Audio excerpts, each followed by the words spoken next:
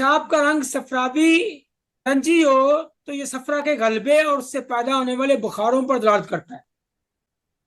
यानी जब नारंगी दर्जा होगा तो जिस्म में बुखार की कैफियत भी होगी, जिस्म टूट फूट का शिकार होगा, अंदर बुखार होगा मरीज के। जी, hepatic jaundice, liver liver cell damage हो रहे हैं, हेपेटाइटिस है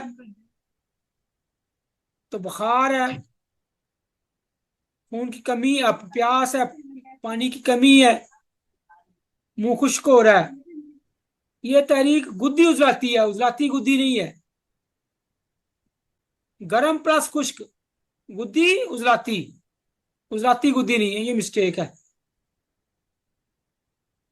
यरकान सफरावी बुखार, वर्म कबद। अब जो जिगर में सोजश नहीं है, सोजश से अगला दर्जा है वर्म का। अब वर्म हो गया, नारंगी नारी जाफरानी, ये वर्म के हैं।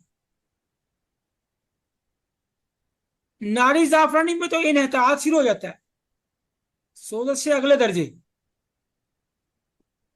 हजम खराब, सफरावी, सफरावी दफा सुदा, यानी सर दर्द, जिसको माइग्रेन भी कहते सर हैं। भूल गया सोजश से सोलश और वर्म में सर फर्क भूल गया मैं सर।